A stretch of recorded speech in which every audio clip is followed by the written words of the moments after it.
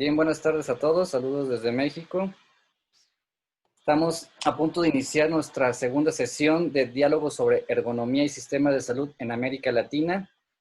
En esta ocasión, el tema es ¿qué es ergonomía y por qué es importante su aplicación en los servicios de salud? El objetivo de nuestra sesión es generar una oportunidad para reunirnos, aprender, discutir e intercambiar ideas. Además, buscar vías de acción conjunta. ¿A quién va dirigida nuestra sesión? A miembros de la Red Latinoamericana de Ergonomía y Factores Humanos en Sistemas de Salud, aunque, sin embargo, también pueden asistir personas que estén interesadas en el tema. La dinámica de la sesión que vamos a tener esta tarde es, habrá 2 intervenciones por cada uno de los participantes o ponentes, como quieran considerarlos, quienes en un tiempo aproximado de 4 minutos nos pueden responder las siguientes 2 preguntas. Van a ser 2 rondas de preguntas. La primera pregunta es, ¿qué es ergonomía? Cada uno de nuestros panelistas o ponentes va a responder esa pregunta y inicia la segunda ronda con la siguiente pregunta que es, ¿por qué es importante su aplicación en los servicios de salud? Finalizando las 2 rondas, vamos a dar paso a las preguntas de los participantes, a quienes les pedimos las escriban directamente en el chat. Un servidor como moderador las va a leer, se las va a dar en voz alta a cada uno de los panelistas y van a responder. Bien, vamos a presentar a nuestros panelistas. En primera instancia, el doctor Carlos Aceves González, que es profesor investigador y director del Centro de Investigaciones en Ergonomía de la Universidad de Guadalajara. Además, doctor en ergonomía por la Universidad de Loughborough en Inglaterra. Su interés principal se centra en integrar la ergonomía en los sistemas de salud en América Latina y, por supuesto, es fundador de la Red Latinoamericana de Ergonomía y Factores Humanos en Sistemas de Salud y, por supuesto, el actual presidente. También tenemos la presencia del doctor Rosalío Ávila Chaurán, quien es ergónomo con más de 35 años de experiencia en la enseñanza y la investigación en ergonomía. Es fundador del Centro de Investigaciones en Ergonomía de la Universidad de Guadalajara, del cual fue su director por más de 25 años. Además, fundador de la maestría en ergonomía por la misma Universidad de Guadalajara. También contamos con la presencia del doctor Elías Aput Simón, ergónomo con formación inicial en Suecia. Le vamos a pedir que después nos diga el nombre del laboratorio y la ciudad, porque bueno, no es tan sencillo pronunciar. Además, tiene más de 48 años de experiencia en ergonomía, profesor titular, fundador y director del Departamento de Ergonomía de la Universidad de Concepción en Chile. Y también tiene estudios de maestría y doctorado en la Universidad de Loughborough. Finalmente, el maestro Carlos Manuel Escobar Galindo, terapeuta ocupacional, magíster en ergonomía por la Universidad de Concepción, Chile, y actual doctorando en ergonomía y factores humanos de la Universidad de Nottingham en Inglaterra. Docente e investigador en ergonomía, antropometría y biomecánica. Actualmente realizando una investigación sobre ergonomía en cirujanos laparoscópicos en hospitales peruanos. Miembro de la red y también de la Sociedad Peruana de Ergonomía. Y finalmente un servidor, Raimundo Escutia Gutiérrez, de profesión químico farmacobiólogo, con un posgrado en farmacia, actualmente estudiando el doctorado en Ciencias de la Salud Pública en la Universidad de Guadalajara. También me desempeño como académico en la misma Universidad de Guadalajara en el área de Ciencias Químicas y también participo como jefe del Departamento de Capacitación en el Instituto Jalisciense de Salud Mental. También tengo más de 15 años de experiencia en la organización de eventos académicos y por tal razón, mi amigo, camarada y compañero y además presidente de la red, Carlos Aceves, me invitó a colaborar en esta serie de webinars. Sin más, les doy la palabra a Carlos, quien nos va a dar una presentación sobre la red. Adelante, Carlos. Gracias, Raimundo. Hola a todos, gracias por estar acá. La verdad es que es un gusto estar aquí frente a las pantallas en estos tiempos de confinamiento que tienen un poco oportunidad de ver a los amigos y bueno, ver esta cantidad de amigos ergónomos, algunas caras conocidas de hace muchos años, otras caras y nombres que recién aparecen en este momento para mí y seguramente entre ustedes. entre todos nos conocemos todos los que aquí estamos, ¿no? Bienvenidos a esta charla, a esta sesión de diálogos. Este es un esfuerzo que hacemos desde la Red Latinoamericana de Ergonomía y Factores Humanos en Sistemas de Salud para generar esto, un poco de diálogo, encontrarnos entre amigos, discutir, ver perspectivas de lo que podemos ir haciendo en esta materia. Contarles, la Red Latinoamericana, voy a decir, su nombre corto es RELAESA, vamos ahorrando un poco de saliva. RELAESA nace a partir de identificar, por supuesto, un área que desde la ergonomía ha estado, digamos, descuidada en América Latina o, digamos, poco atendida. No tenemos mucha referencia de aplicación de la ergonomía en esta área, sobre todo en el terreno de América Latina. Empezamos hace algunos años a hacer trabajo de ergonomía en sistemas de salud y bueno, hemos venido encontrando algunos otros amigos, camaradas que hacen este mismo trabajo en otros contextos latinoamericanos. Está, por ejemplo, por acá nuestro amigo Jordan Rodríguez, que ha hecho algo de trabajo también ahí en Colombia. Está Manuel Escobar, que está teniendo problemas para ingresar, pero seguramente habrá de llegar. Y bueno, hemos venido encontrándonos con algunos amigos ergónomos que están preocupados por los mismos temas. Esta es una red que nace grande, grande porque tenemos grandes amigos, grande también porque se han ido sumando personas que están interesadas en el tema, grande porque somos un grupo de ergónomos, pero también un grupo de personas de diferentes áreas, como mi amigo Raimundo, que desde el área de la farmacovigilancia está aquí con nosotros, las asociaciones de farmacovigilancia de Colombia, de México, hospitales acá en México como el Hospital Civil, pero también hospitales en Colombia, donde con quien trabaja nuestro amigo Jordan. Bueno, esto de sí grande, sobre todo nace grande porque la necesidad de aplicar ergonomía en los sistemas de salud así. Por supuesto, hablar de una red latinoamericana habla de una gran cantidad de trabajo que hace falta por hacer, por conjuntarnos, por sumar esfuerzos en ese sentido, pero tenemos muy claro en la red que nuestra misión es promover que la ergonomía sea integrada dentro de los sistemas de salud para que las personas que participan ahí, tanto pacientes como staff, los mismos administrativos, tengan mejores condiciones físicas y psicológicas de salud y que los sistemas funcionen de una mejor manera. La invitación a todos y cada uno de ustedes. Hemos estado generando información a través de redes, en Facebook, en LinkedIn y en Twitter. Ahí de alguna manera compartimos información de lo que se hace, en lo que hacen los miembros de la red. Actualmente, frente a la situación del COVID, nos hemos dado la tarea de compartir información que se generan en otras latitudes con mayor fuerza, con una capacidad más grande que la que tenemos en América Latina, pero que al final del día todo suma.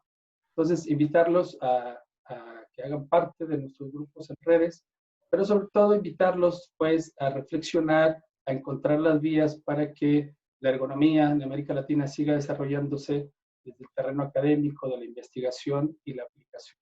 Entonces, no quiero abusar de la voz y sí dar paso a lo que nos reúne el día de hoy, que es dialogar con estas tres personalidades que invitamos el día de hoy, el doctor Elías, el doctor Rosalío, que seguramente la gran mayoría de ustedes conocen. Estamos ahorita 29 personas aquí en el grupo.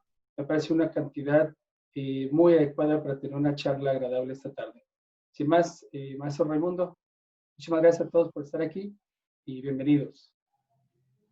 Bien, gracias Carlos. Y bueno, para dar inicio, la primera pregunta, como lo mencioné hace un momento, es ¿qué es la ergonomía? Por lo tanto, le pedimos al doctor Rosalío Ávila que nos haga favor de explicarnos para él qué es la ergonomía. Adelante, doctor Rosalío. Sí, cómo no. A ver, voy a poner una pequeña presentación. ¿Sí se ve? Ahorita no, tiene que darle en compartir como hace ratito. Ah, qué caray.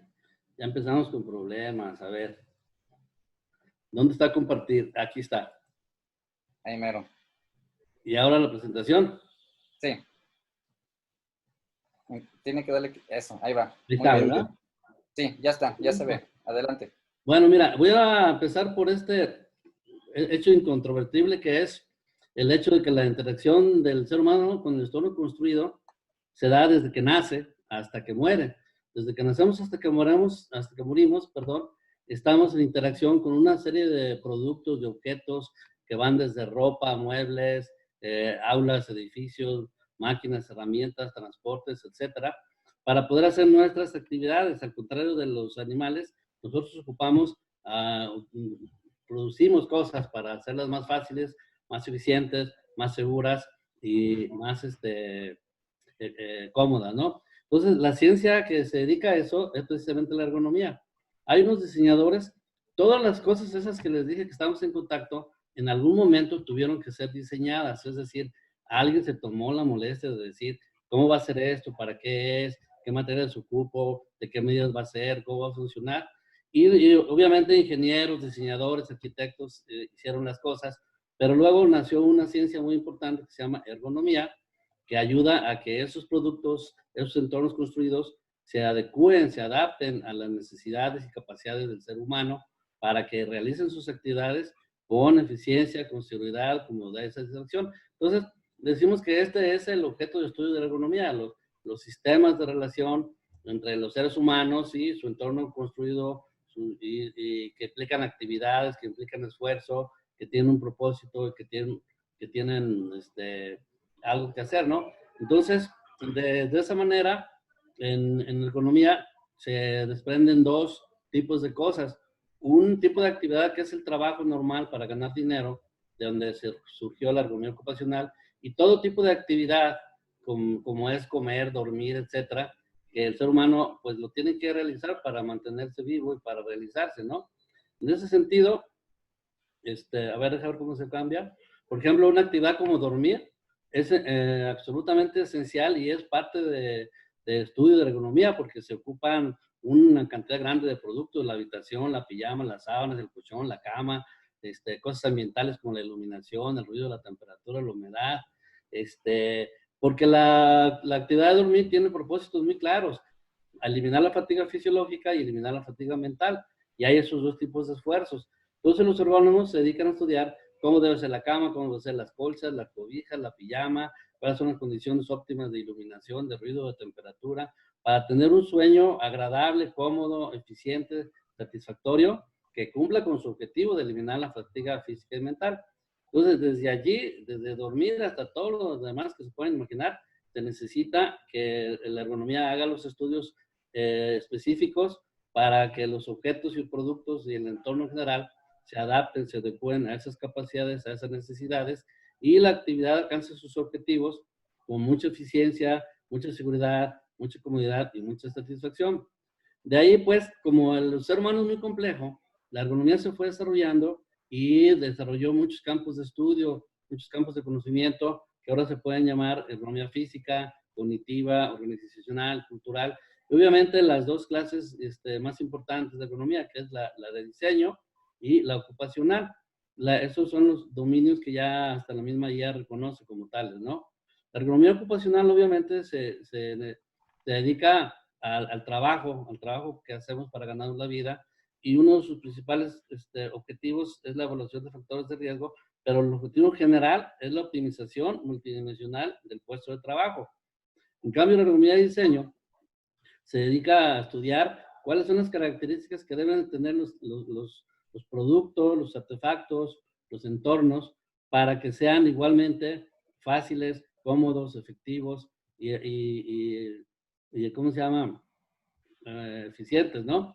Entonces, de esta ergonomía de diseño se desprenden muchos tipos de ergonomía, como es la ergonomía de puestos de trabajo, de edición de productos, de máquinas y herramientas, de comunicación visual, de espacios habitables. Y aquí encontramos el diseño de servicios inclusivos, que es al que se dedica Carlos y con el que están aplicando este tipo de ergonomía en los servicios de salud en todas partes, ¿no?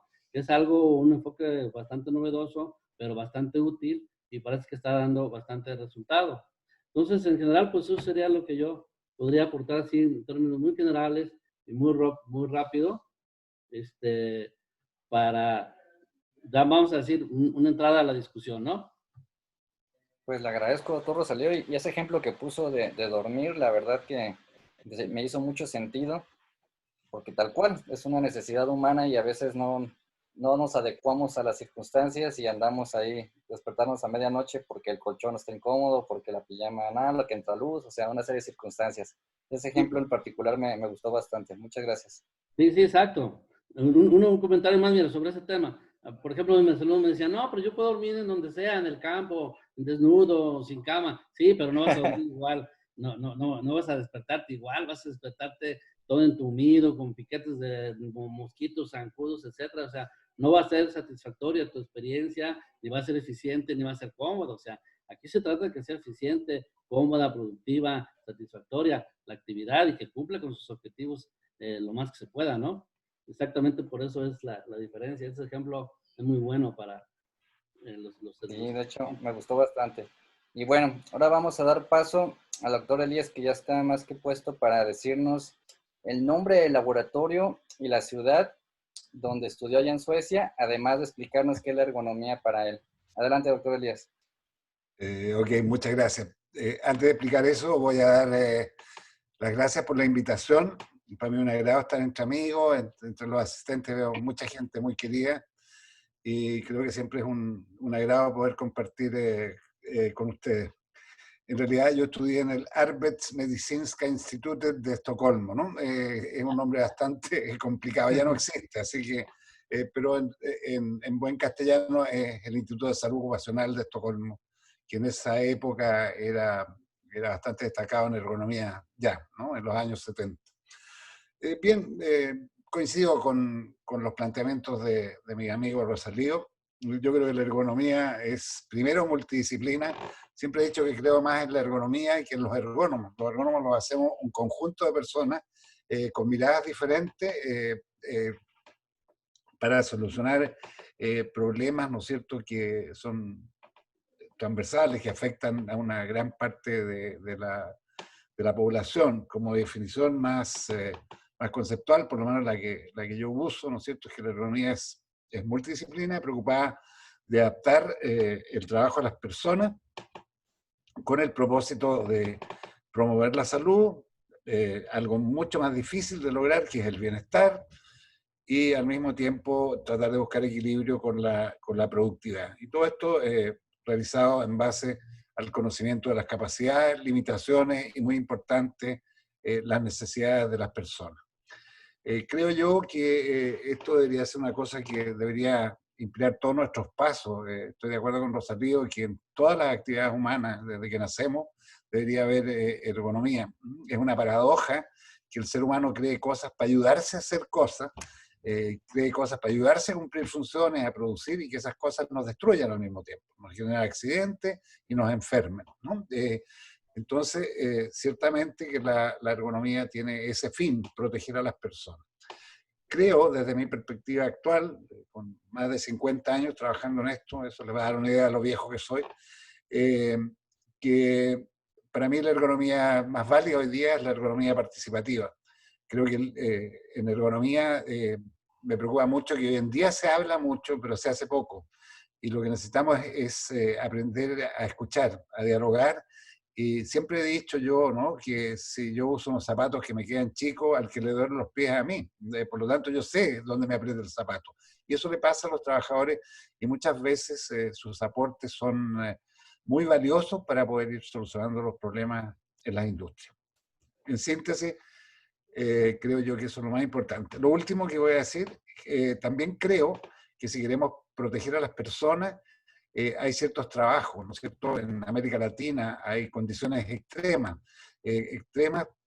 Por ejemplo, nosotros tenemos la minería de gran altura geográfica, pero también hay desastres naturales. Tenemos el caso de los incendios forestales, que no cualquier persona puede ir a hacer esos trabajos. En estos casos tenemos que conocer muy bien el trabajo para poder fijar criterios y diseños de métodos que permitan, frente a estas condiciones tan variables, proteger a las personas que los realizan. Eso para esta primera pregunta.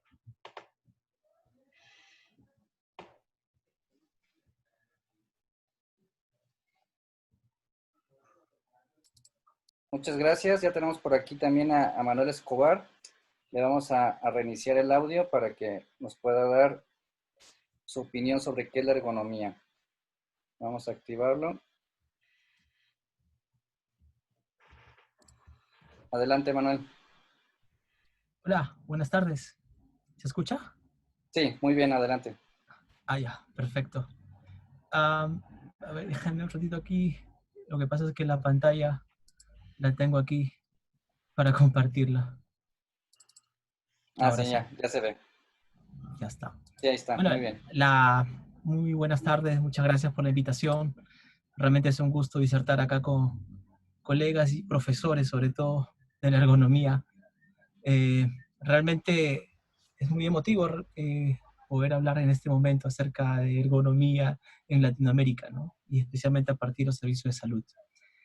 Bueno, vamos a comenzar un poco porque justamente lo que hablaba el profesor Elías, el profesor Razalía, era justamente lo que aprendí de la ergonomía, ¿no? Justamente yo vengo de la escuela del profesor Elías ya hace muchos años, poquitos, ¿no, Elías? No, hace varios, varios. Que van sumando diario a diario. Sí, Pero que, suman.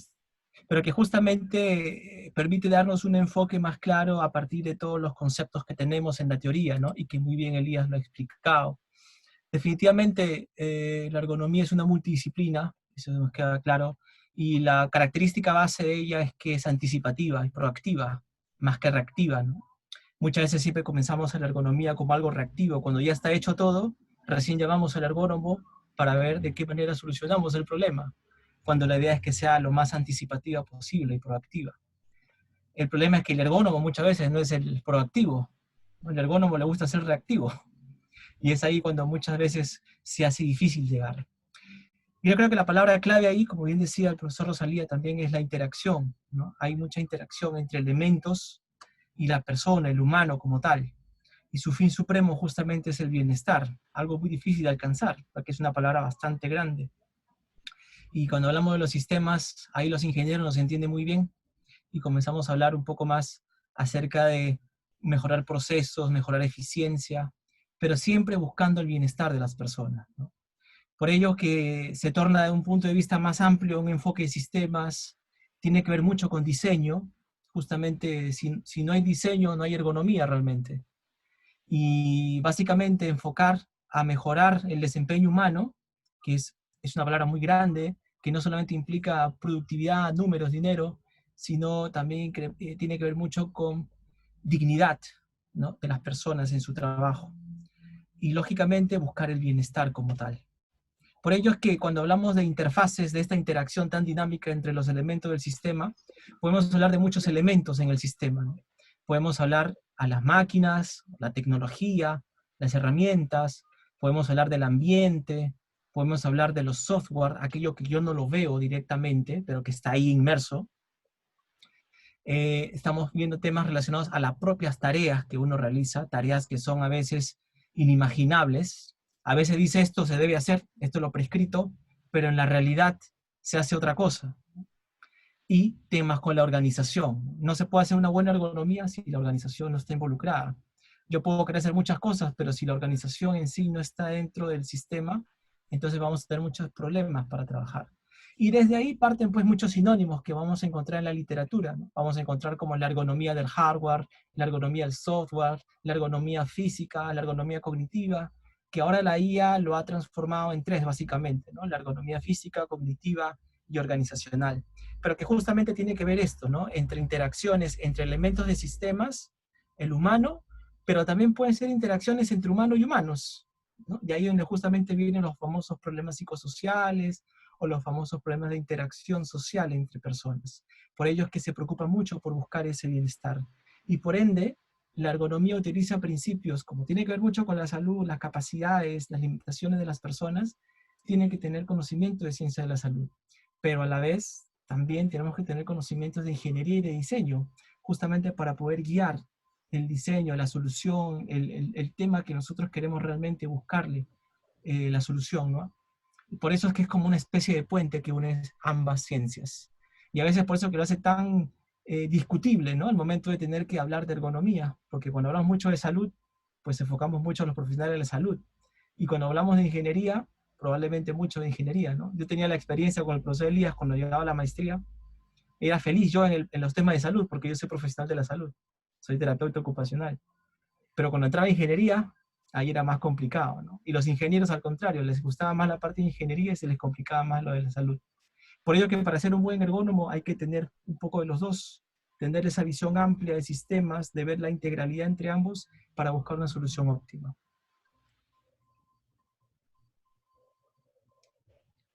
Bien. Gracias, Manuel. Muy buena Gracias. intervención. De hecho, me gustó bastante esa parte de ser proactivo y no esperar a que las cosas sucedan para actuar. Yo creo que en la vida, pues, la prevención es una máxima que tenemos que adoptar, no solamente como estamos viendo en las cuestiones de ergonomía, sino en muchos aspectos de nuestra vida. Y bueno, vamos a dar paso a la siguiente pregunta.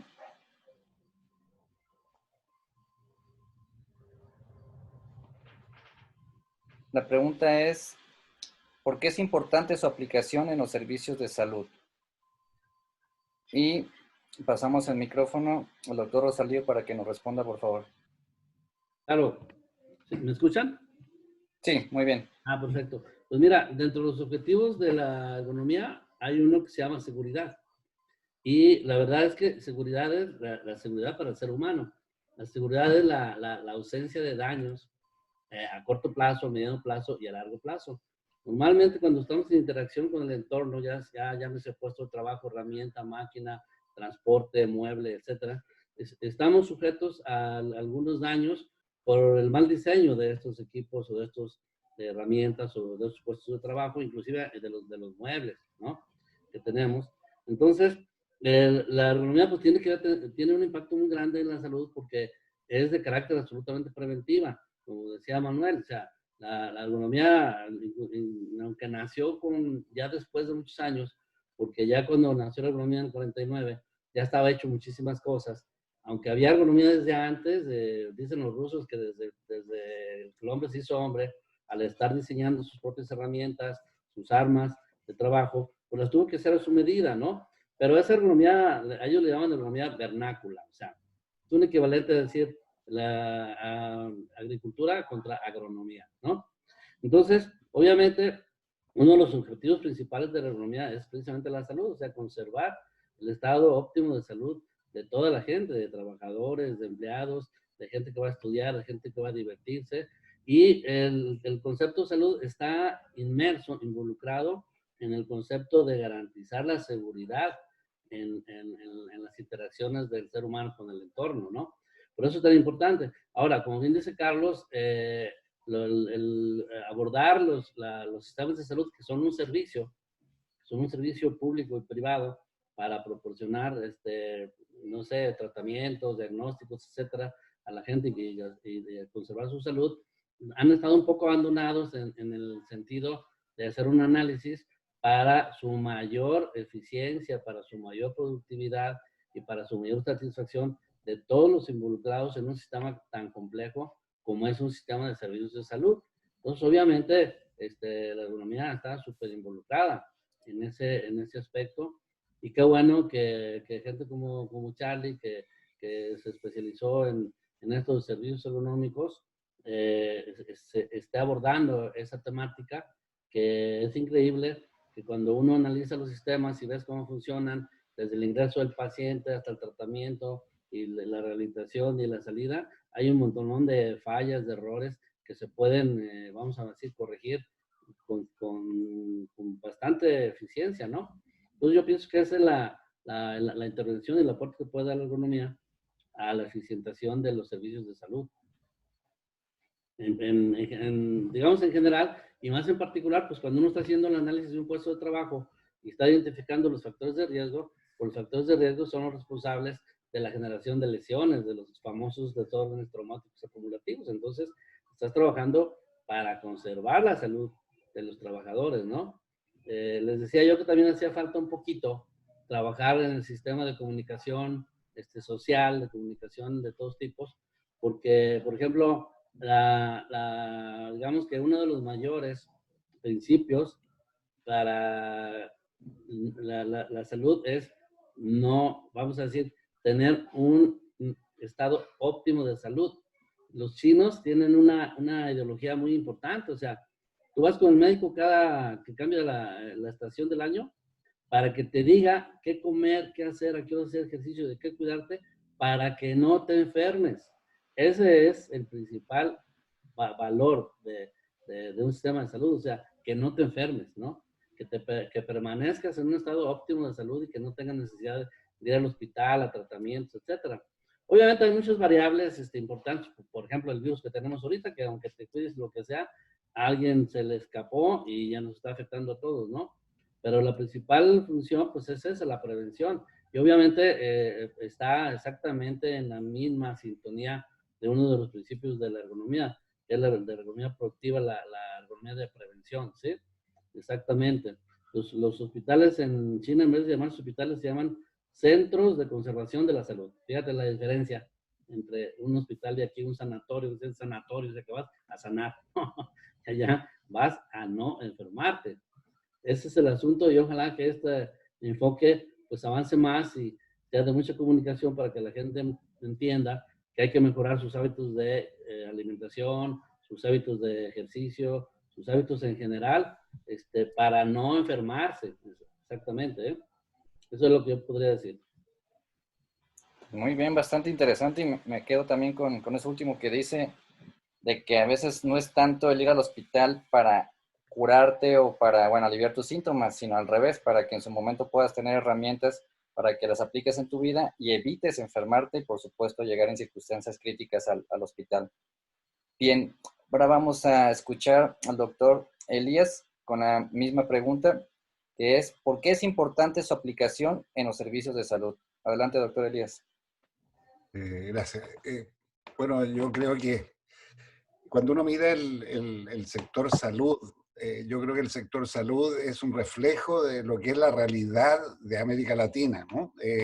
Donde se ven problemas de una diversidad tremenda. O sea, tenemos desde las grandes clínicas, pasando por los hospitales públicos, que son tal vez lo más crítico, y luego llegamos a las postas rurales, ¿no es cierto?, que cuentan generalmente con muy pocos recursos. Yo creo que a todo nivel es importante la ergonomía en los sistemas de salud. Y creo que aquí hay que hacer una diferenciación entre hacer estudios ergonómicos y contar con programas de ergonomía que tengan continuidad en el tiempo y que permitan ir paso a paso, ¿no es cierto?, abordando temas que son fundamentales. Desde los puestos de trabajo hay situaciones, me ha tocado conocer algunos estudios, yo fui profesor del doctorado en enfermería de la Universidad de Concepción, y creo que una de las tesis que más me impactó fue una tesis sobre la lavandería de uno de los hospitales más grandes de nuestro país, ¿no? Donde era una calamidad ver la condición en que trabajaban esas personas que uno no ve regularmente. Hay muchas cosas que pasan dentro de los sistemas de salud que lo hacen trabajadores que trabajan en condiciones tremendamente precarias, ¿no? Y yo soy de los que piensa que la ergonomía tiene que partir construyendo desde los cimientos, ¿no? Y me parece que en el sector salud hay gente que trabaja en toda América Latina, eso no es solo en Chile, en pésimas condiciones, cosas tremendamente precarias. No solo la ergonomía en el sistema de salud es preocuparse del manejo manual de pacientes, que es tremendamente importante, pero hay muchas otras cosas, de organización del trabajo, los propios sistemas de turno, etcétera, que requieren de una visión multidisciplinaria, integrada y seria, ¿no es cierto?, abordada desde, como les digo, programas integrados de trabajo que tengan continuidad en el tiempo y que vayan, por supuesto, acompañados también de educación, que yo creo que la educación en ergonomía es necesaria a todos los niveles. Eso. Muy bien, ahí me deja otro pensamiento bastante fuerte. Y a veces los que no somos ergónomos pensamos que se refiere únicamente a la comodidad, algo que puedas tocar, algo que puedas palpar. Pero como bien lo menciona, pues puede ser hasta una dinámica de roles de turno, que a lo mejor eso no es algo tangible que lo tomes con tus manos, pero que finalmente va a dar un buen desempeño por supuesto, a los profesionales, porque pues, las guardias ABC o los turnos de noche o el fin de semana, o sea, todo eso bien organizado puede dar una mejor pauta para el desempeño en un hospital. Entonces, esa parte me quedo también. Y ahora vamos a pasar la palabra a Manuel Escobar, que también ya está listo para contestarnos la misma pregunta. ¿Por qué es importante su aplicación en los servicios de salud? Adelante, Manuel. Gracias. Bueno, ¿se logra ver la pantalla? ¿Sí? Sí, ya está. Ya está. ¿Por qué es importante la ergonomía en los servicios de salud? ¿No? Es una pregunta que justamente nos hacíamos. Yo había hecho una pequeña descripción, ¿no? Bueno, yo creo que es por eso realmente. Nosotros, cuando hablamos de ergonomía en la industria, ¿no? De repente estoy trabajando sobre algo y me equivoco y puedo ser menos o más eficiente y puedo cambiar la pieza, puedo reparar probablemente, poner una nueva máquina. Pero las fallas en los sistemas de salud no provocan necesariamente un error en la máquina, sino una consecuencia directa ¿sobre quién? Sobre los pacientes, ¿no? Y Se ahí ve es un donde poquito, justamente... perdón, tantito, Manuel, se ve un poquito, creo que es la pantalla de las imágenes de chat. La puedes minimizar para que se vea completa la presentación, Ay, porque perdón, la voy se a poner ve a maximizada. como minimizada, porque se ve como una franja negra sobre la presentación a mano derecha. Ahí se ve. Ya, muy bien, ahora sí, perfecto, Sino adelante. que es terrible la computadora se bloquea. A ver, vamos a Adelante, ya se ve intentarlo. mucho mejor. Bueno, decíamos que el impacto directamente de una mala ergonomía, de una mala organización en ese sistema, crea consecuencias, lógicamente, en los trabajadores de salud, pero también en los pacientes, ¿no? Finalmente todo va a llegar al paciente. Y es por eso que cuando se combina la ergonomía con la teoría de la seguridad del paciente, finalmente se llega a un enfoque muy interesante que justamente en Inglaterra, en países europeos, se le llamaba human factors, ¿no? Los factores humanos. Pero que ahora viendo o utilizando el concepto de la ergonomía como tal, pues se hace algo más complejo. Y finalmente el objetivo principal es, lógicamente, salvaguardar la seguridad de los trabajadores, la salud de los trabajadores, pero también, lógicamente, salvaguardar la seguridad de los pacientes. Y es ahí donde justamente viene el carácter del anticipativo de la ergonomía, ¿no? A ver, se me ha corrido esto de acá, discúlpenme. Es que está lentísimo esto. Entonces, desde ahí nosotros tenemos que partir, porque es importante. Y desde ahí tenemos que entender de que todo esto forma parte de un sistema en donde la persona, en este caso el trabajador, el paciente, el usuario, es el centro, ¿no? Que interactúa con todos los elementos de los sistemas. Por ejemplo, las tareas, las herramientas que utiliza, la organización, el ambiente donde se encuentra. Imagínense actualmente que no hay EPPs, no hay buenas organización de trabajo, hay problemas con los instrumentos, con los ventiladores mecánicos. Entonces, todo esto ocasiona problemas en este sistema que finalmente va a repercutir en las personas. Y si esta retroalimentación no es buena, entonces probablemente pueda ocasionar daño al paciente. Esa es la importancia de trabajar la ergonomía en los sistemas de salud y a veces es lo que menos se trabaja realmente. Entonces, partiendo desde ahí, por ejemplo, en el Perú, el área de ingeniería ha estado trabajando diferentes proyectos a partir de este tema de COVID, que justamente ha encendido la mecha. Han llevado iniciativas como, por ejemplo, creaciones de ventiladores mecánicos o cajas acrílicas, ¿no? Que son muy útiles, que probablemente van a ser muy útiles, pero si no hay una buena evaluación del factor humano, de la ergonomía como tal, podrían ocasionar más daño al paciente, ¿no? Por ejemplo, si esta caja acrílica finalmente limita los movimientos o restringe los movimientos del cirujano o del intensivista, podría ocasionar problemas para poder colocar la intubación al paciente. O si estos ventiladores no funcionan al ritmo que requiere la ventilación pulmonar, podría ocasionar un tremendo daño. ¿O qué pasaría si el ventilador, por ejemplo, no tiene ese silbido o esa alarma que nos permite identificar si está bien o no está bien en la intubación o llega el aire correctamente? Entonces, todos esos son aspectos relacionados a la ergonomía, donde justamente la alta carga mental que puede ocurrir, por ejemplo, en una sala COVID o una sala de cuidados intensivos, hace que el personal muchas veces no pueda percibir todos los factores a su alrededor, ¿no? Y puede ocasionar estos daños. Por eso hablábamos hace un momento de que la ergonomía es un puente entre la salud y la ingeniería. No se puede hacer cosas, no se pueden generar productos si no tengo primero un análisis propiamente de la tarea, de la actividad y ver de qué manera va a funcionar o no para que podamos nosotros tener adecuado, ¿no?, a los servicios. Y eso es algo que, por ejemplo, he estado trabajando en mi tesis de doctorado, ¿no? La ergonomía aplicada en los cirujanos, donde es un área donde el paciente está inconsciente porque está anestesiado muchas veces. Y el cirujano prácticamente es el que tiene que operar, ¿no? Y si las condiciones no son adecuadas, puede generar mucho daño. Entonces ahí vemos diferentes características, como por ejemplo la cirugía laparoscópica, una cirugía donde tienes que utilizar herramientas que miden como 30 centímetros de largo y una altura que es bastante elevada, donde muchas veces las cirujanas son las más dificultosas de poder adaptarse, ¿no? Y tienen serios problemas para poder realizar las tareas. Eso si lo hablamos de un punto de vista del sistema corto, ¿no? Si lo hablamos de un punto de vista más grande, podemos ver que probablemente las herramientas no llegan ahí porque no hay un buen sistema de compras, no hay una buena organización del trabajo que permita adecuar la cantidad de cirugías al día, lo cual puede incrementar su carga física y mental. Y finalmente, un error, ¿a quién va a perjudicar? Al paciente, ¿no? Al usuario. Por eso es que haciendo un análisis de sistemas, la ergonomía puede aportar muchísimo, ¿no? Este es, por ejemplo, un análisis de sistemas que he hecho a partir de mi tesis, de los diferentes factores que podrían afectar a los cirujanos. Y uno de ellos, por ejemplo, son las alturas de trabajo. Miren cómo normalmente ellos trabajan, ¿no? Y esta es la forma como ellos tienen que a veces estar 3 horas continuas, 4 horas continuas en cirugía, o a veces 2, 3 pacientes operando al día, ¿no? Serios problemas de diseño, de lo cual la ergonomía puede aportar muchísimo. Y a veces las soluciones que tienen son estas, ¿no? En donde hay mucha inestabilidad. Como decía Elías, la ergonomía participativa es súper importante. Preguntándoles a ellos mismos cómo se siente trabajando ahí. Y ellos mismos le van a decir los problemas que tienen.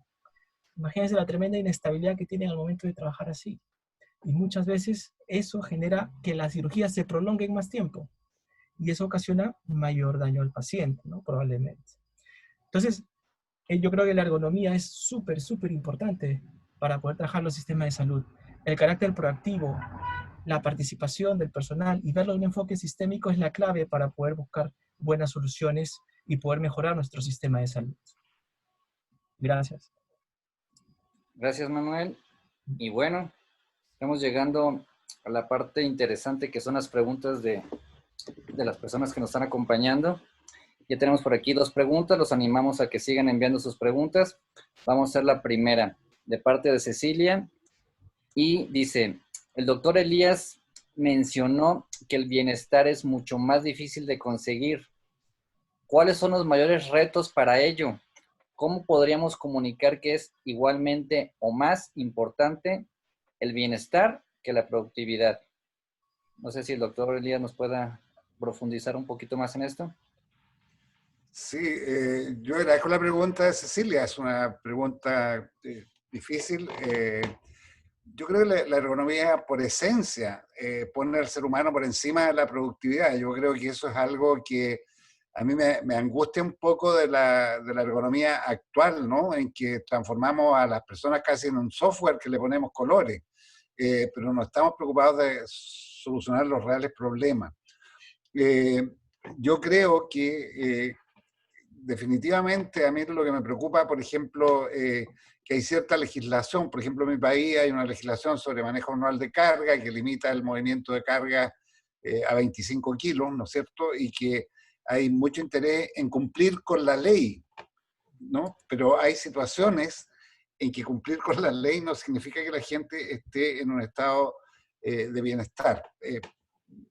No sé si ese es el mejor ejemplo, pero tal vez hay otros ejemplos, como yo trabajo mucho con el tema de exposición a calor. Un trabajador expuesto a calor combatiendo un incendio forestal se puede morir deshidratado, se puede morir de un golpe de calor.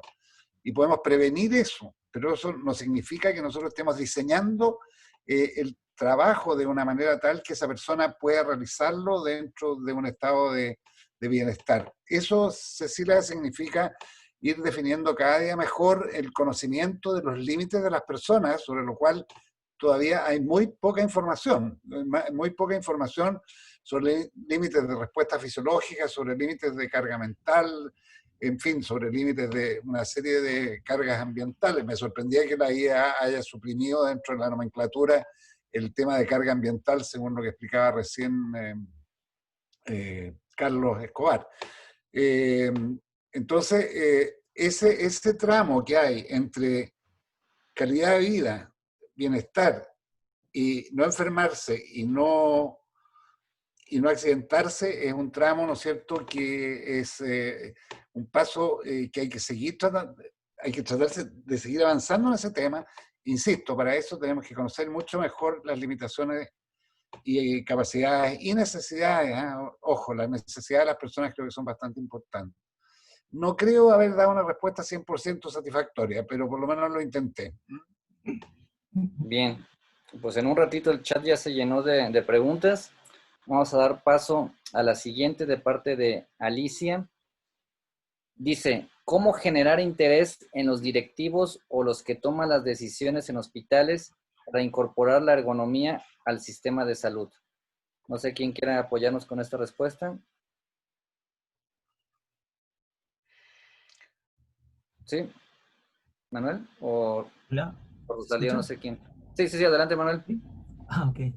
Bueno, sí, definitivamente la ergonomía todavía es algo visto como algo muy reactivo, como les mencioné, ¿no? Más que nada si la postura está bien o no está bien. Entonces, y inclusive cuando uno trata de dar una solución, pues inmediatamente lo relacionan a que es costoso, no hay que comprar algo, que hay que comprar ahora. Y muchas veces es cuestión de ordenar, es cuestión de conversar. Por eso que el carácter participativo de la ergonomía es fundamental al momento de comenzar una intervención o un programa. Es preguntarles a los actores. A veces caemos en el pecado de que nosotros queremos saberlo todo o creemos saberlo todo y al momento de tener que intervenir no escuchamos a las personas que están involucradas, son las que realmente conocen el trabajo. Entonces partimos desde ahí y desde la comunicación comenzamos a llevarlo a las grandes sistemas, a las partes más altas, digamos, del sistema de la organización, como pueden ser, por ejemplo, los directivos, los jefes, y a partir de ahí comenzar a tomar decisiones que puedan influir en los pacientes. Por ejemplo, si hay tasas elevadas de errores, accidentes, caídas, altos problemas de seguridad para los pacientes, entonces eso puede ser una buena oportunidad para comenzar a trabajar la ergonomía, sin desmerecer, lógicamente, lo que también puedan sentir los trabajadores como tal, ¿no? Sino que a veces le damos el carácter solamente de un lado, pero cuando debería ser más integral. Si involucramos, por ejemplo, el área logística, el área de compras, en capacitar también en ergonomía participativa, podrían entender mejor las necesidades también que tiene el sistema, ¿no? A los directivos, a los jefes, a los supervisores. En el caso de mi tesis, por ejemplo, hemos estado conversando con los cirujanos, con los jefes y el gerente. Entonces, todos hablando de un mismo nivel para poder entender bien hacia dónde podamos apuntar en la mejora de ese sistema, ¿no? Y a veces la solución es súper sencilla, es organizar los turnos, ¿no? En lugar de que hayan 3 cirugías continuas bariátricas para ahorrarle tiempo al cirujano, podríamos separarlas en espacios, un día, en otro momento, ¿no? De tal forma que reduzca también la carga de las personas. Y a la vez se continúa también con la productividad. Pero lógicamente hay sistemas como los de emergencia, por ejemplo, en donde de por sí la carga mental es bastante elevada. Y es ahí donde se necesita optimizar como sea bien el sistema de alguna manera para trabajar. Por eso creo yo mucho en la participación con los directivos, con el personal mismo, es fundamental al momento de hacer una intervención de ergonomía. Bien, Manuel, gracias. Y aquí en comentario, a manera de pregunta también de Mauro Samperi, creo que es clave la organización en el ámbito de la salud, guardias activas o pasivas de 30 horas, etcétera. ¿Cuál es la justificación para este tipo de organización? Ni hablar de otros temas como cantidad de pacientes por hora, por día, etcétera. Es algo parecido a lo que estaba mencionando ahorita Manuel sobre, bueno, organizar turnos. No sé si quieras ampliar un poquito más esto para darle respuesta, bueno, a lo que comentaba Mauro. Sí, definitivamente, ¿no? Como hablamos hace un momento en los sistemas, en la teoría de sistemas de trabajo, uno de los puntos es la organización. Yo puedo manipular un paciente al día, pero si multiplico 40 pacientes al día, probablemente eso va a ser mucho más dañino, porque a veces tenemos, pero solamente manipula uno al día. No, si multiplicas la cantidad de días en que lo hace, definitivamente es súper cargado, ¿no? Igual con las pastillas, puedo tener solamente una, es un paciente nada más, no, son 50 pacientes a la vez que tienen que repartir las pastillas. Y ese turno de 12, 24 horas hace que nuestra mente en cierta manera ya no trabaje igual. Y lógicamente podemos correr más en el error, ¿no? Es importantísimo la organización. Bien, gracias. Y siguiendo con el mismo orden de las preguntas, una pregunta abierta para todos que dice, ¿cómo proponen ustedes intervenir en ergonomía en el contexto actual del COVID, donde lo urgente toma prioridad sobre lo importante y donde como ergonomos no podemos tener un acceso tan fácil a los trabajadores en general y mucho menos en los trabajadores de la salud para poder analizar la actividad? Entonces, ahí está la pregunta, no sé quién quiere apoyarnos.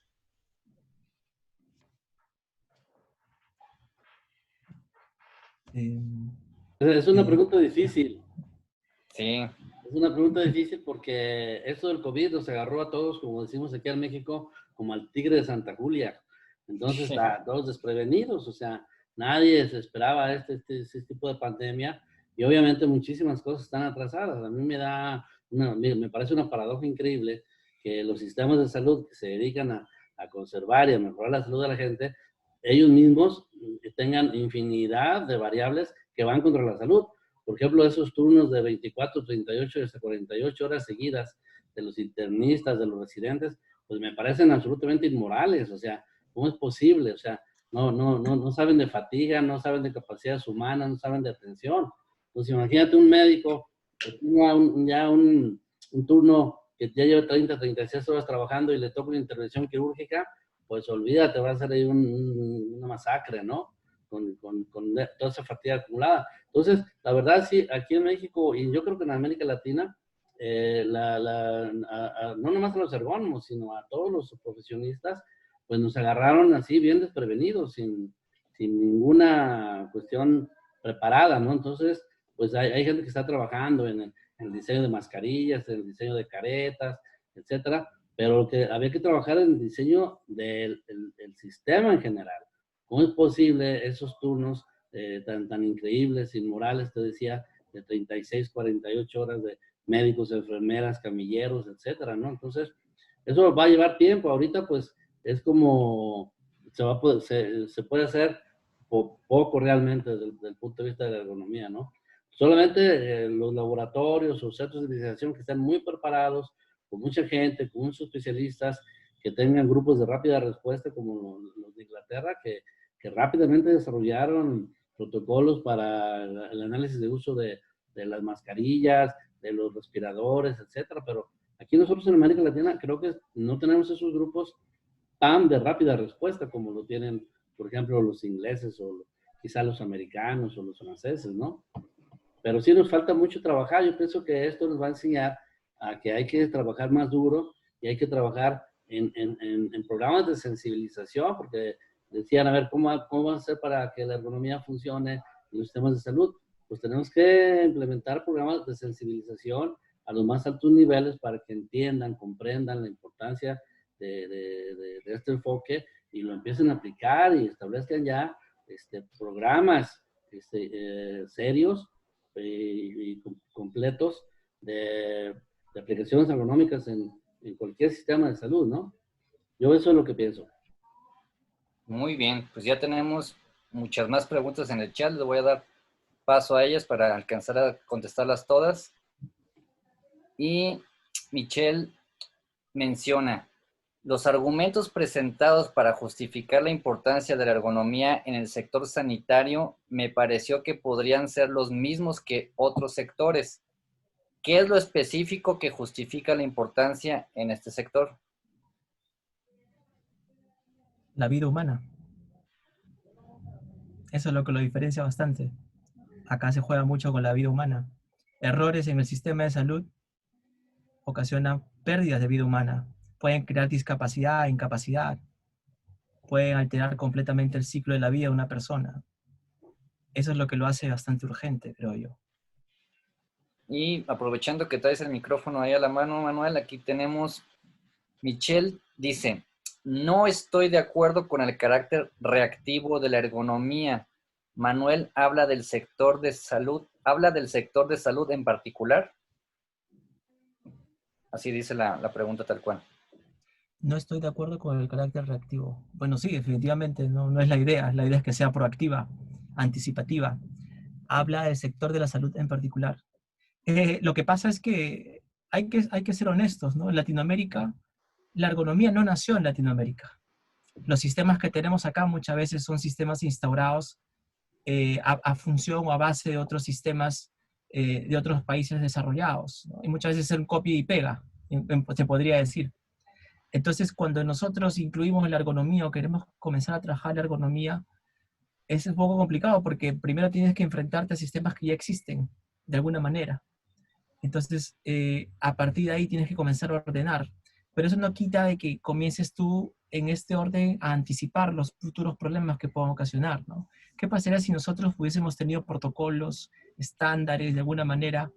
Podría ser más sencillo poder dar recomendaciones, organizar el sistema, mejorar la organización de alguna manera. Pero como todo es un terreno baldío que no conocemos, por ejemplo, en el Perú hay un problema. Nosotros tenemos un sistema de salud fragmentado.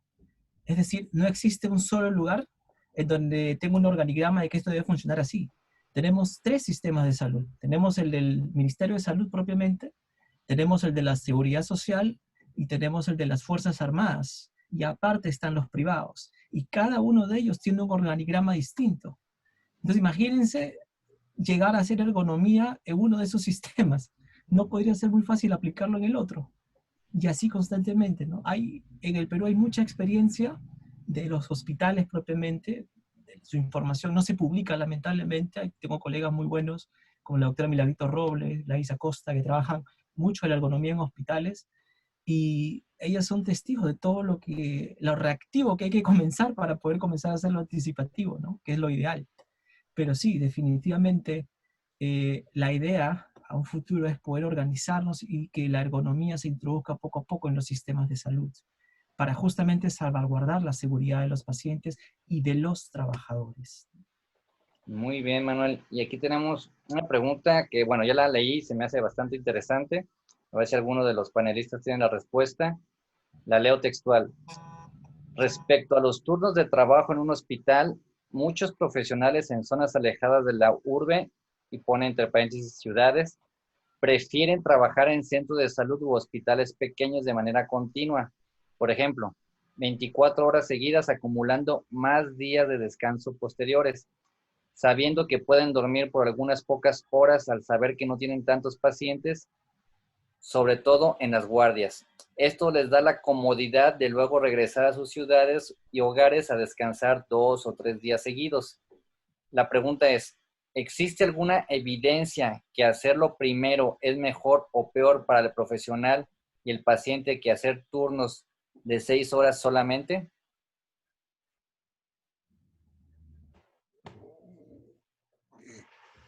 Bueno, bien, soy Elías Apuda, bien difícil la pregunta, porque lo que yo entendí habla de trabajar 20 horas seguidas. ¿Esa es la pregunta?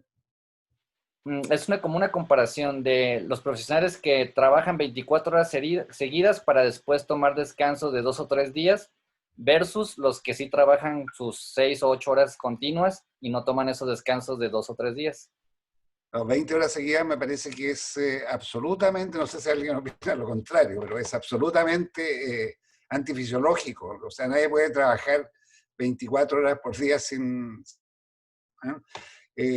es cierto que por lo menos la experiencia que nosotros tenemos en otros ámbitos es que las personas que trabajan alejados de sus casas prefieren trabajar sistema 7x7, por ejemplo, para poder estar más tiempo con su familia. Pero 20 horas seguidas está fuera de discusión, creo yo. No sé si alguno de los colegas opina lo contrario. Y aquí pregunta que si hay algún estudio o evidencia, o sea, básicamente era la pregunta, alguna investigación que haya comparado eso, es lo que entiendo yo. Sí, pero no creo que haya, no sé, estudios de esa magnitud, con jornadas de esa magnitud no conozco. Bien, seguimos con más preguntas porque créanme que cada vez que hago una ya aparece otra. Dice, en el caso de la tesis de Manuel, que ya vimos que es el más solicitado para las preguntas, ¿cuál es la diferencia entre su investigación y una intervención? ¿Cuál es la problemática de investigación? Pregunto esto para comprender el pedido del centro de salud y qué espera de esa tesis. ¿cómo lograron el interés del centro? Ah, ok. Bueno, me hubiera gustado hablar un poquito más de la tesis, pero básicamente la puse de ejemplo en el hecho de la importancia de trabajar la ergonomía en los sistemas de salud. Básicamente cogí el sistema de salud de los cirujanos, ¿no? Un sistema específico en el cual se trabajan a diferentes turnos, diferentes características, cirugías variadas, tecnología específica también, y básicamente que puede afectar la vida del paciente, no si hay mayor riesgo. Entonces, definitivamente, en esta tesis lo que espero es investigar este sistema de trabajo, tomando en cuenta lo fragmentado que es el sistema peruano, ¿no? Lo precario que puede ser el sistema peruano, en donde una alta organización se espera al momento de tener que trabajar cirugías, y de qué manera esto puede impactar en el cirujano y, lógicamente, en la seguridad del paciente. Entonces, partiendo desde ahí, se hace un análisis del sistema y empecé a hacer encuestas, hacer un estudio cualitativo con entrevistas, encuestas, y finalmente definimos cuáles son los elementos del sistema que más están impactando en ellos. Y dentro de esos elementos están las características propiamente que tienen las salas de cirugía en común en los diferentes lugares. Y a partir de ahí se formula una pregunta de investigación que tiene que ver con respecto a la eficiencia de la actividad, con respecto a la seguridad del paciente y la carga del trabajo del cirujano. Y a partir de ello es que comienza a ser una secuencia de información. Entonces, si una de las preguntas es ¿cuál es la diferencia entre la investigación y una intervención? Es que la intervención ergonómica sigue pasos también estandarizados, quizás no tan específicos o tan, digamos que no sea una metodología tan rigurosa científica, sino que básicamente permita analizar de alguna manera el sistema para buscar soluciones de pronto tiempo, ¿no? En cambio, la investigación se centra específicamente en un aspecto para poder generar conocimiento, ¿no? Y a partir de ese conocimiento crear algún tipo de diseño o crear algún tipo de solución basado en ese análisis. En cambio, la intervención siempre va a buscar un análisis básico, un análisis de identificación, y va a buscar una solución inmediata a este tema, ¿no? La investigación torna a ser un poquito más específica hacia una temática. Quizás por eso cuando puse el ejemplo, habían varios pasos que seguí, pero lógicamente la idea es que sea progresiva, ¿no? Muy bien. ¿Sí? Tenemos una aclaración de Mauro Samperi que nos dice, perdón, no me expresé bien. Yo quería saber por qué existen esas guardias tan largas y estresantes. Si es que alguien pudo indagar sobre esto, asumo que debe haber una cuestión económica, pero me interesaba saber si alguien tenía experiencia en intentar modificar estas jornadas largas de trabajo, en este tipo de actividad donde los intensivistas tienen que estar con la atención a pleno. Esa es la pregunta. No, no conozco. Pues miren, aquí está Gabriel Ibarra, que tiene mucha experiencia como médico. Yo pienso que él podría tener respuestas a eso. Ándale, Gabriel, te hablan. A ver, vamos a activarle el audio a Gabriel. Ya está activo y ya puede hablar. No hay ninguna razón fisiológica para esos turnos de trabajo. No hay nada de eso. Todo se toma en aras del aprendizaje. Y una de las razones, que muchos de ustedes lo comprenderán, es de que a pesar de todo lo que digan y lo que hagan, no hay suficiente personal para cubrir las necesidades de los requerimientos de atención a la salud. Entonces, al no haber, lo único que hay es modificar las jornadas de trabajo si no hay ningún fundamento, ¿verdad?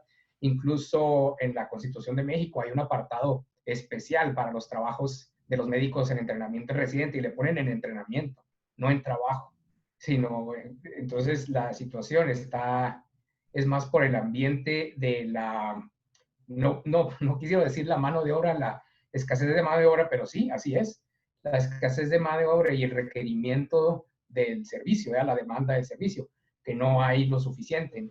Y si nos ponemos a ver, pues ahorita es la mejor manera de ver, así como están, no hay ni siquiera suficiente ni personal de enfermería, ni de médicos, ni de cualquier otro tipo de personal de atención a la salud para dar atención a toda la demanda que existe. Entonces, esto aparte expuso eso, ¿verdad? Pero en realidad no hay ningún estudio sobre eso, pero sí hay muchos estudios sobre los turnos extendidos, que acuérdense que son todo lo que sea más de 8 horas, y más sobre los errores que se cometen, ¿verdad? Después de 12 horas pues no nada más de carga física, que dicen, pues de al cabo no hacen nada, nada más dan consulta, pero no saben todo lo que va agregado a eso, ¿verdad?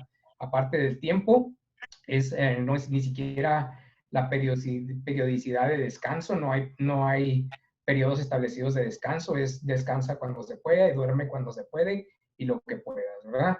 Y no se diga de la alimentación y no hay una oportunidad de ejercicio, y hay una situación que muchos no consideran, que es que hay cierto tipo de aislamiento social, ¿verdad? Hay un tipo, porque la persona, una vez que empiezas a trabajar, te dejan solo en hacer tus decisiones, sin apoyo, no tienes en tu entorno un sistema de soporte donde puedas apoyarte cuando tienes, pues, desde fatiga física hasta fatiga mental o hasta dudas de conocimiento, ¿verdad? Y luego en la otra situación que tampoco toman en cuenta, ¿verdad?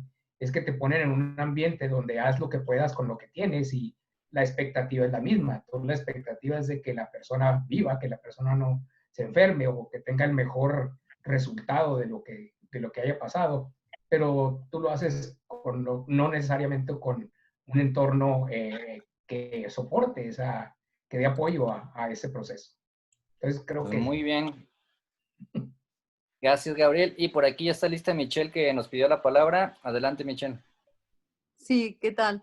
Bueno, no, quería solamente decir algo que se me ocurría que es importante que lo sepan, que hay un equipo en Francia, en Toulouse, que era liderado antes por Keinec, Yvonne Keinec, que trabajó mucho sobre el tema de los turnos, trabajo por turnos, pero que terminó estudiando mucho las actividades en los hospitales, que ahí hay mucha información de resultado de las investigaciones de este equipo, así que al que le interese puedo llegar a buscar para acercárselos. Y después otra cuestión que me parece importante, que viene un poco la reflexión más con una mirada de la ergonomía de la actividad, es que al final cuando uno analiza la actividad en esos turnos tan largos, probablemente haya estrategias de regulación de la fatiga que los hagan descansar o, digamos, hay como una génesis, digamos, de una nueva forma de trabajo que implique menos carga física de la que uno imagina pensando en esos 24 horas de trabajo seguidas, ¿no? Entonces, ahí es ahí donde la ergonomía de la actividad tiene su importancia, porque uno va a analizar el enigma de cómo es que resisten en esos turnos, ¿no? Y también entender por qué se enferman. Pero bueno, no es como una relación causa-efecto directa, no hay un determinismo entre las 24 horas y el resultado. En el medio hay que entender la actividad y cómo se la realiza realmente. Y finalmente otra cosa que pensaba, que es un trabajo que hizo uno de los alumnos nuestros de la UTN, Mauro seguro que se acordará, pero bueno, era un chico en la camada anterior. Hugo estudió ese tema, y hay como una contradicción entre entre lo que desea el trabajador al final, que prefiere ese turno, que fisiológicamente para un ergónomo le parece imposible que prefiera ese turno más largo, pero que al final hay un análisis global de su salud, que es biopsicosocial, que lo hace elegir esa fórmula, porque globalmente al final es menos malo que el turno de 6 horas. Entonces eso también como ergónomos lo tenemos que ir a entender, o sea, cómo es que finalmente hasta las personas eligen esto, porque hay como una clave fuera de lo estrictamente fisiológico, que creo que es importante que como ergónomos lo analicemos, ¿no? Muy Eso nomás bien. quería agregar. Gracias, Michelle. De hecho, me acordé que precisamente en el hospital donde yo trabajo, que es un hospital psiquiátrico, hay el llamado jornada acumulada, que básicamente es que los trabajadores únicamente trabajan sábado y domingo, pero prácticamente pues toda la jornada.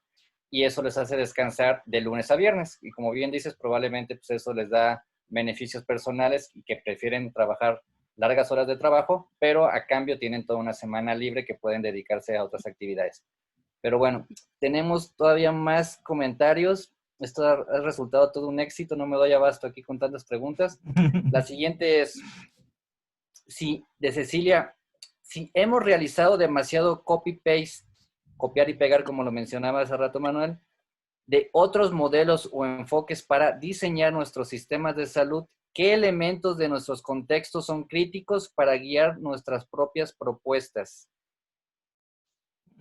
Sí, puras preguntas difíciles, pero bueno, ahí está. Sí, eso es para una tesis de doctorado. Justo. Es que ahí realmente yo creo que tenemos que pensar desde arriba. El PBI de Perú para salud es menos del 8%. Creo que es uno de los más bajos de toda Latinoamérica, inclusive. Y ahora con temas de COVID, peor todavía. Y esto, desde partir desde ahí y copiar un modelo externo que requiere más recursos, más tecnología, probablemente si ya partimos desde una mala inversión, una mala política pública, probablemente todo el sistema inmerso va a comenzar a tener fallas. Si llegamos desde ese aspecto superior hacia algo más específico de la organización, entonces veíamos, por ejemplo, puedo tener un hospital bien bonito, pero copio y pego los equipos que hay en otros países, en otros lugares, cosas que probablemente no sean las más adecuadas para mi realidad. O puedo tener una organización que funciona muy bien en Suecia, pero que acá, finalmente, por la propia cultura organizacional y la propia cultura del contexto en el que se desempeñan las personas, como bien decía Michelle, ¿no es cierto? Probablemente haga que falle esa forma de sistema. Entonces es necesario de alguna manera entender, basado en un contexto cultural, antropocéntrico, general, de qué manera funcionan las personas en ese sistema para poder transformarlo de alguna manera. Entender sus regulaciones, entender su forma de interacción, para poder de alguna manera construir un sistema acorde a nuestra propia realidad y a nuestra propia necesidad. Y acorde a ello, buscar tecnología, buscar tareas, buscar ambientes adecuados que faciliten justamente esa interacción.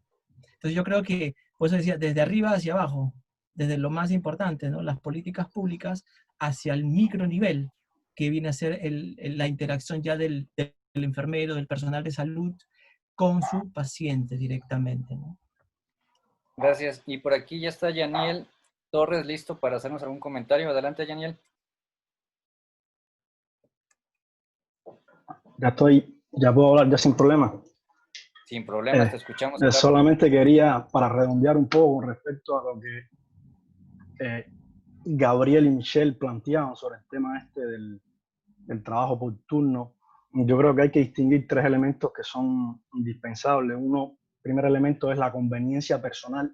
Muchas veces la decisión de cuánto uno quiere trabajar se basa en después cuánto tiempo libre tendrá para compartir con la familia el fin de semana, ese tipo de cosas que influyen. De alguna manera está el tema de la necesidad, quiere decir, en lo relacionado con la carga y la capacidad del sistema. A veces no hay suficientes médicos, no hay suficientes enfermeras y por consecuente se debe trabajar más. O sea, ese es otro elemento. Pero hay un tercer elemento que es el que nosotros también tenemos que considerar. Bueno, de hecho, deberíamos considerar los tres, que es lo que es recomendable hacer. Porque los estudios son claros con respecto a la cantidad de horas que se puede trabajar sin tener un efecto negativo en el desempeño. Y hay un documento de consenso que yo le compartí, donde a partir de las 12 horas ya empieza a haber una degradación importante, y a partir de las 16 horas de trabajo seguidas, la degradación es realmente significativa. Eso es una cosa que sabemos. Entonces, creo que el otro tema es cómo se concilian esos tres elementos de manera armónica. Bueno, ahí hay un desafío interesante, pero sí hay que partir del hecho de que trabajar más de 16 horas tiene una influencia en el desempeño, aún incluso cuando puede haber estrategias que la economía francesa o la economía de la actividad hablan muy bien del tema este de la regulación. O sea, quiere decir que el trabajador pone en práctica una serie de elementos para preservar su salud, no obstante a la presión del sistema.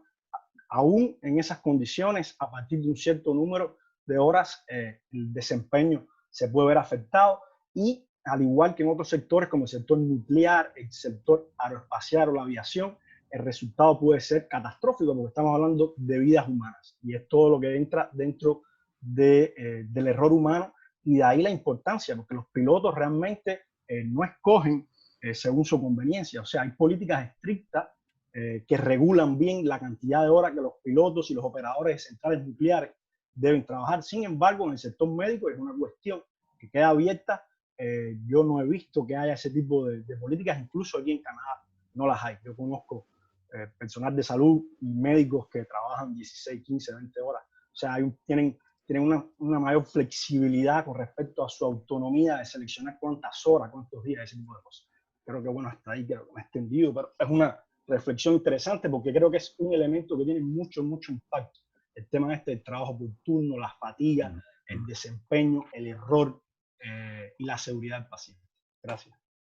Gracias, Janine. Y bueno, me acuerdo también, por ejemplo, acá en México hay la cuestión de doblar turnos, es decir, tú le cubres a otro compañero trabajador, tú trabajaste en tu turno de la mañana y te quedas un segundo turno en la tarde, a cambio, por supuesto, de una compensación económica. Entonces eso pues ya son decisiones personales, donde el dinero va de por medio, pero bueno, son circunstancias que, como bien dices, pues es una decisión de la persona que podría estar mermando su desempeño, porque probablemente el desempeño que haya tenido en la mañana ya no es el mismo en el segundo turno en la tarde. Pero bueno, aquí Victorio Martínez levantó la mano, vamos a ubicarlo y a permitirle hablar. Adelante, Victorio.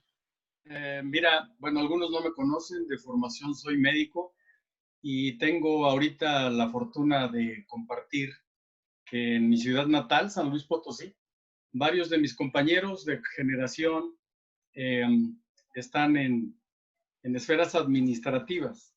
Y en una charla así, digamos, no tan formal, digamos como la que estamos teniendo ahora esta tarde, me conversaban que esto más bien es un tanto ancestral y es una cuestión de carácter, al menos en esta región de donde yo les estoy comentando, de carácter político-administrativo. Muchas veces, en la gran mayoría de nuestro país, estoy hablando de México, se ponen a la cabeza personas que no tienen la formación de especialidad médica, sino lo que decía Elías, se han probado los zapatos ajenos, pero nunca se los han puesto en los propios.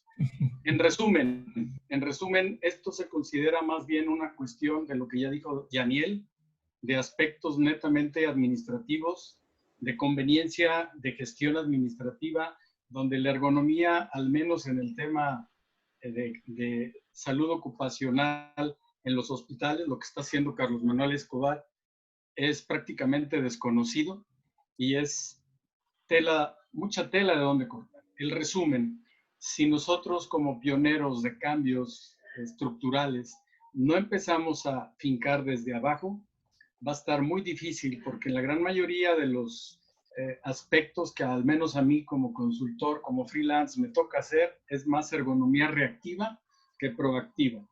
Yo cuando escucho a un Elías que dice que tiene más de 50 años picando piedra, quizás con el debido respeto yo me pueda ver en unos años más así como él y con el anhelo de poder ver cambios estructurales y organizacionales. Por eso dejé de ser médico y me hice ergónomo.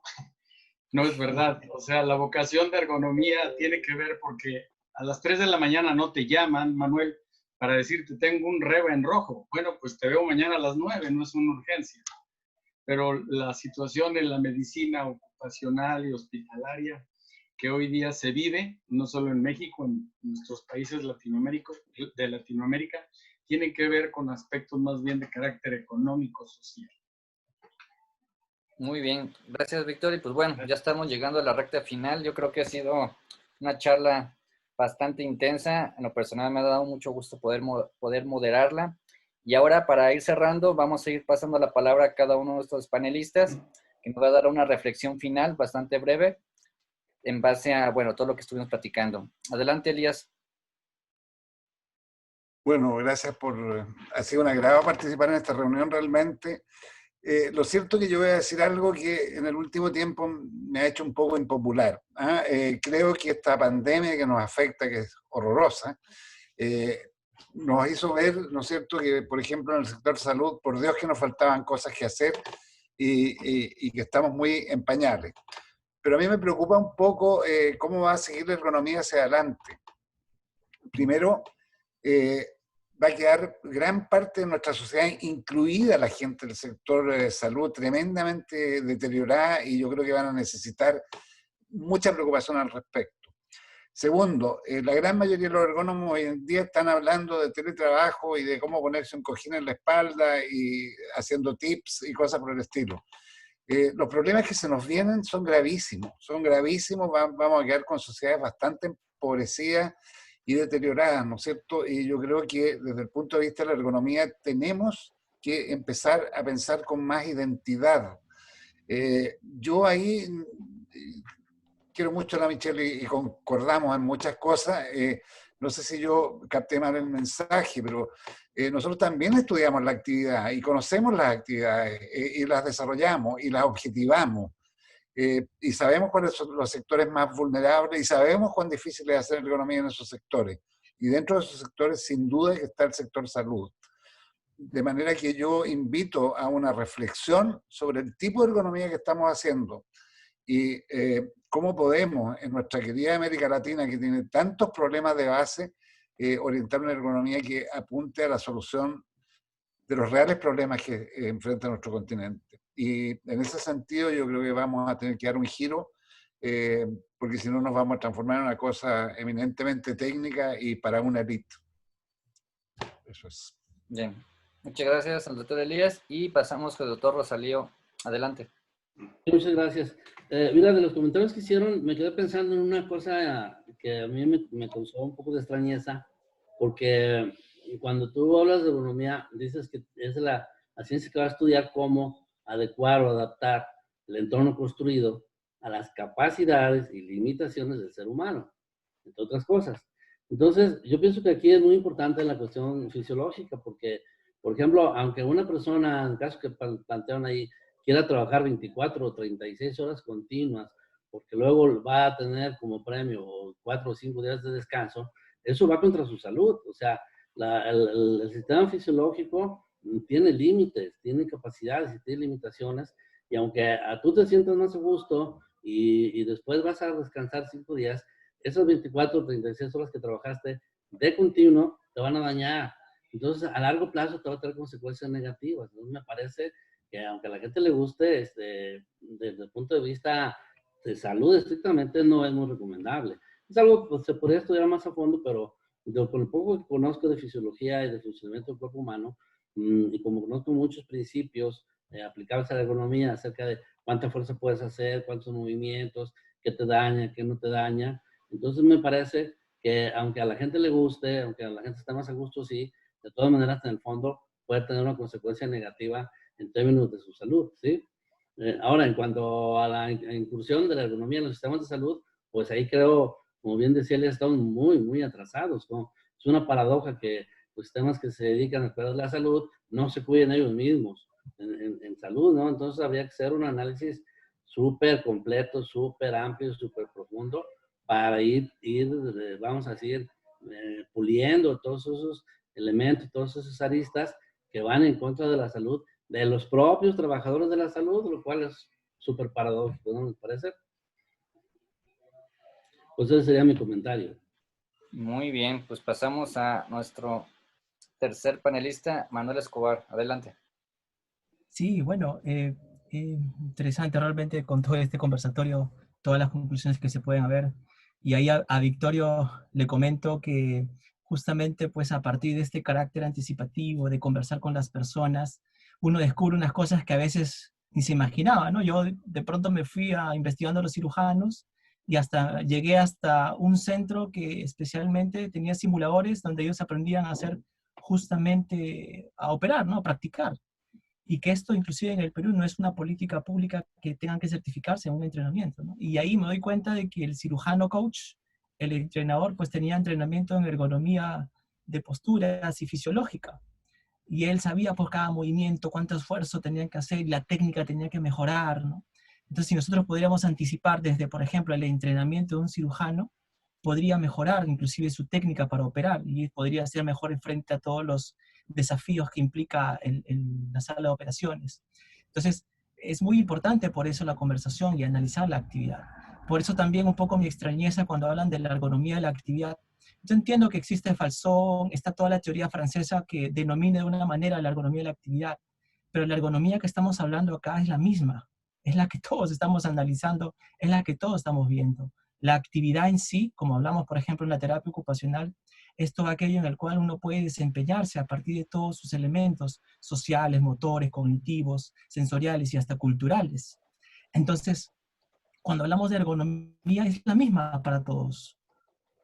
Si lo hablamos desde un punto de vista fisiológico, biomecánico, sociológico, probablemente vamos a encontrar una manera de análisis distinta, pero finalmente tiene el mismo objetivo, ¿no? Es una ergonomía para todos, y es la ergonomía que tenemos que construir en Latinoamérica y poco a poco ir insertándolos en nuestros sistemas de salud. Creo que el COVID es una oportunidad en cierta manera para poder, a partir de las debilidades, poder ayudar justamente de alguna forma para poder empezar a instaurar la ergonomía dentro de las políticas de salud. Gracias. Bien, pues estamos llegando a la parte final y para cerrar con broche de oro, les doy la palabra al presidente de la Red Latinoamericana de Ergonomía y Factores Humanos en Sistemas de Salud. Adelante, Carlos. Muchas gracias, Raimundo. Se nota aquí entre los amigos que me quieres bastante.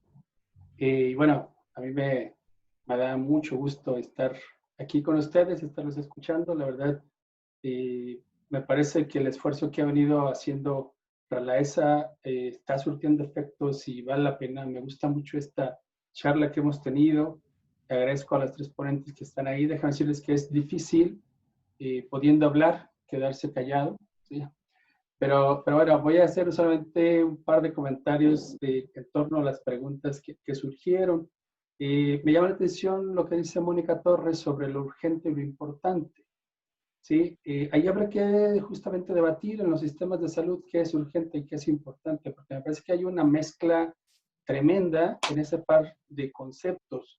Actualmente, me parece que todo es urgente, pero bueno, yo con 5 años de experiencia en el sistema de salud mexicano y charlando con los colegas como Jordan o Manuel o con la gente de farmacovigilancia, me doy cuenta que todo es urgente y todo es importante. Si tenemos sistemas de salud que, como ya lo dijeron quienes me antecedieron la palabra, están enfermando a sus trabajadores y por supuesto están dañando a los pacientes. En un radio del 20%, es decir, 1 de cada 5 pacientes en América Latina, que son los números oficiales más alegres que tenemos un reporte de la OMS, resulta con un daño al pasar por nuestros sistemas de salud.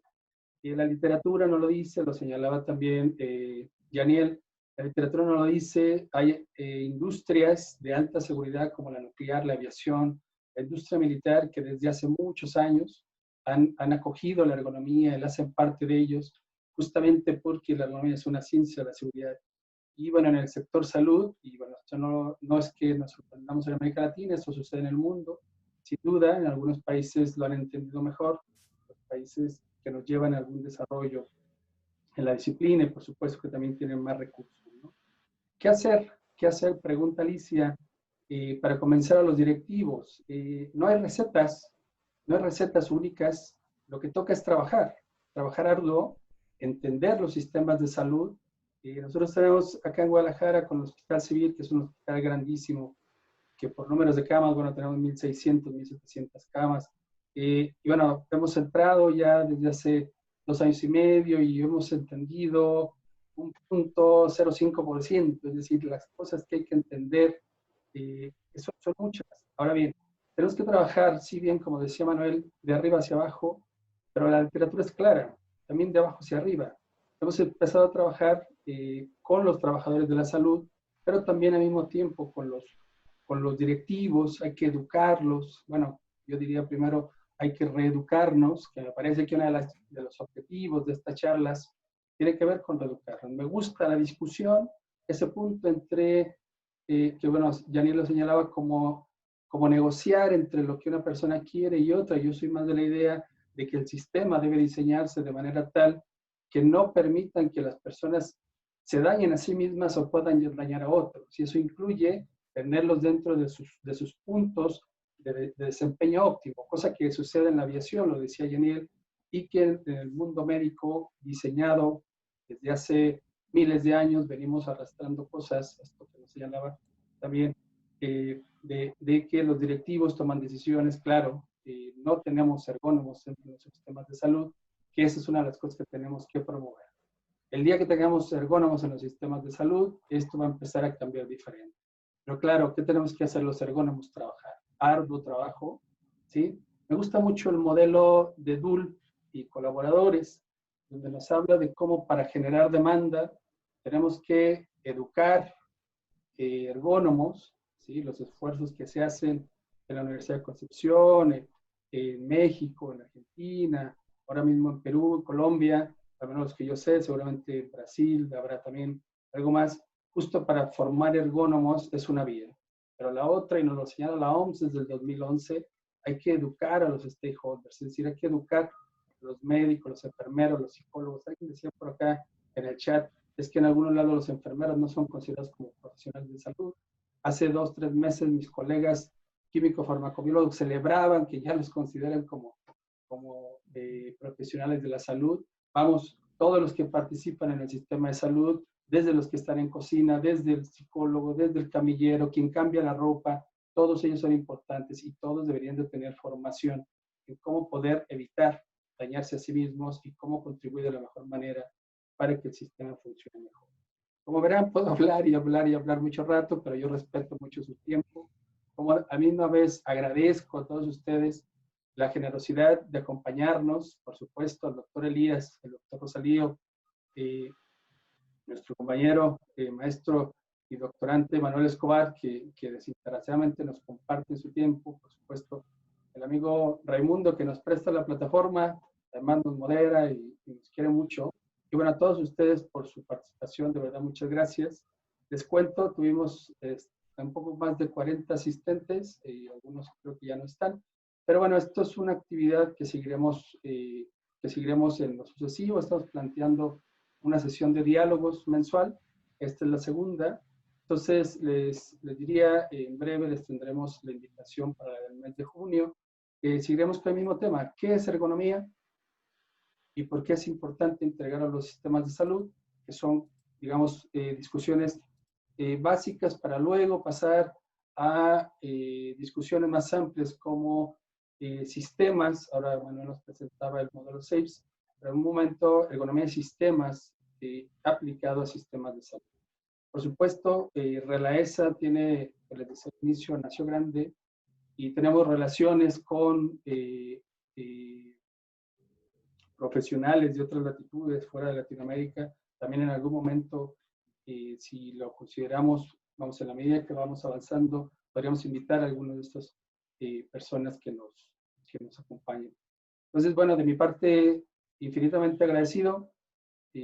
Otra vez, creo que lo principal es generar conciencia de la importancia que tiene la ergonomía para los sistemas de salud y, bueno, para la vida en general, como ya nos lo señalaba el doctor Elías, el doctor Rosalío y el propio Manuel. Y a todos gracias, a quienes tomaron el micrófono, a quienes hicieron sus preguntas. Y bueno, compañero Raimundo, si gusta darnos la despedida.